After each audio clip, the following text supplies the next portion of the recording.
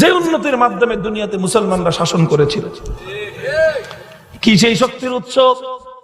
আখেরি কথা বলতেছি, ও দোস্ত, যখন মুসলমানরা তৎকালীন পারস্য শক্তি রোমান সাম্রাজ্য সুপার 2 পাওয়ারের সঙ্গে লড়াই করে, আর প্রত্যেকটা রণাঙ্গনে যখন রোমান সৈনিকেরা মুসলমানদের হাতে করুণ ভাবে এবং নির্মম ভাবে তারা পরাজয় বরণ করে, শোচনীয় ভাবে যখন তারা পরাজিত হয়, একদিন রোম সম্রাট তার বাহিনীর অভিজ্ঞ বৃদ্ধ সদস্যদেরকে ডাকলো, বড় বড় অফিসারদেরকে ডেকে রুদ্ধদ্বার বৈঠকে বসলো, জিজ্ঞাসা করলো, হে আমার বড় বড় সেনা কর্মকর্তারা, জবাব দাও, মুসলমানদের সঙ্গে তোমরা কেন যুদ্ধে কুলায় উঠতে পারো না? মুসলমানদের হাতে এমন কোন শক্তি আছে যেই শক্তি তোমাদের হাতে নাই? আর তোমাদের হাতে কোন এমন শক্তির অভাব আছে যেই শক্তি মুসলমানদের হাতে আছে? আমি জানতে চাই। তোমরা সংখ্যায় বেশি, আমাদের সেনাবাহিনী অনেক বড়, আমাদের সেনাদের সৈনিকদের অস্ত্র ট্রেনিং তাদের উন্নত, সব দিক থেকে আমরা বেশি, আমরা উন্নত, কিন্তু যতগুলো যুদ্ধ হয় প্রত্যেকটা যুদ্ধে আমরা মুসলমানদের হাতে শোচনীয় ভাবে পরাজিত হই। কোন শক্তির বলে আজকে মুসলমানরা অপরাজেয়? কোন শক্তির কারণে আজকে আমরা তাদের কাছে প্রত্যেকটি রণাঙ্গনে পদানত? জবাব দাও দেখি, তোমরা যারা মুসলমানদের সঙ্গে লড়াই করেছো। কেউ কোনো কথা বলে না, গোটা মজলিস পিংপতন নীরব। একজন বৃদ্ধ সৈনিক দাঁড়িয়ে বলল, জাহাপনা গুস্তাখি মাফ করবেন, যদি আমাকে অভয় দেন, আমি বিভিন্ন রণাঙ্গনে মুসলিম বাহিনীর সঙ্গে লড়াই করেছি, আমাদের মধ্যে আর মুসলমানদের মধ্যে শক্তির তারতম্যটা কোথায় আমি খুঁজে বের করেছি। যদি আমাকে আপনি অভয় দেন তাহলে আমি প্রশ্নের জবাব দিতে পারি। রোম সম্রাট বলল যে হ্যাঁ, এই প্রশ্নের জবাব শুনবার জন্যই তো আমি আজকের মজলিস ডেকেছি।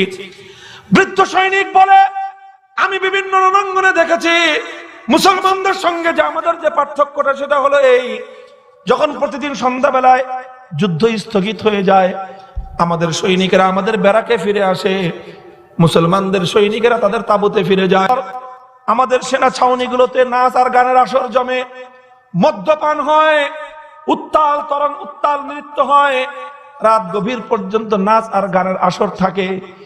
এভাবে রাত গভীর পর্যন্ত নাচ গান আর উত্তাল নৃত্যের মাধ্যমে আমাদের কেটে যায়। এরপরে একে একে করে সবাই ঘুমের মধ্যে বিভোর হয়ে যায়। রাত পেরিয়ে কোন দিক দিয়ে সকাল হয়ে গেছে খবর নাই। যখন পূর্ব দিগন্তে সূর্য উদিত হয়ে সূর্যের তাপ যখন বেড়ে যায়, গরম বাতাস লাগলে তখন আমাদের ঘুম ভাঙে। এই হলো আমাদের অবস্থা।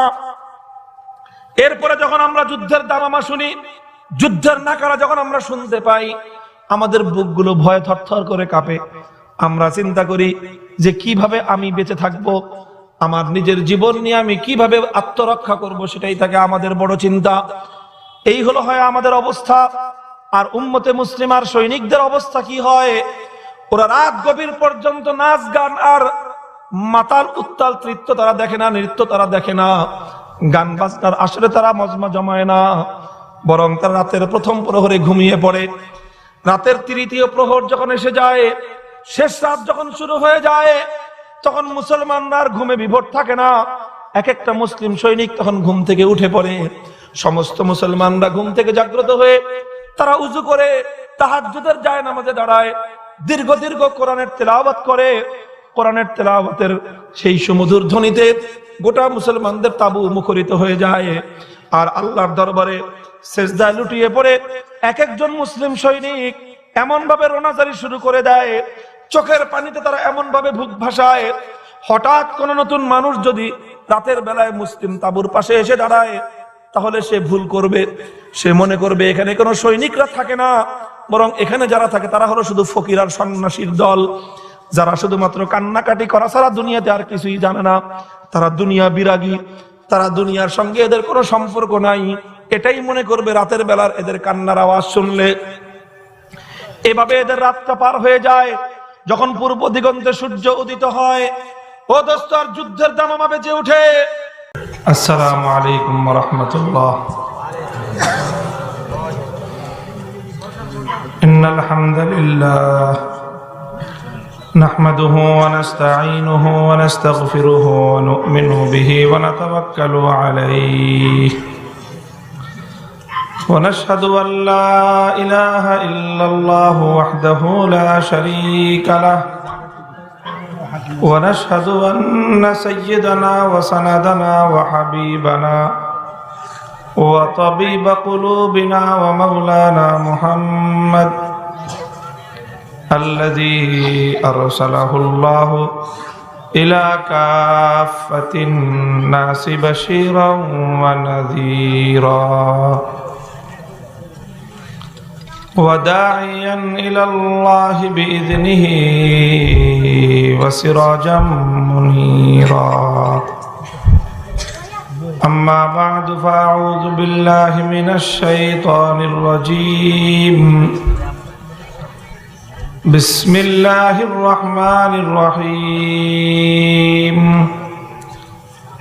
يا أيها الذين آمنوا استعينوا بالصبر والصلاة إن الله مع الصابرين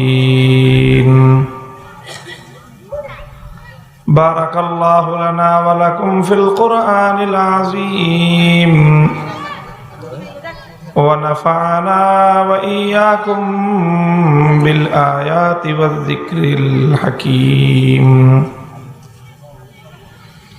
اللهم صل على محمد وعلى آل محمد كما صليت على إبراهيم وعلى آل إبراهيم إنك حميد مجيد اللهم بارك على محمد وعلى آل محمد كما باركت على إبراهيم وعلى آل إبراهيم إنك حميد مجيد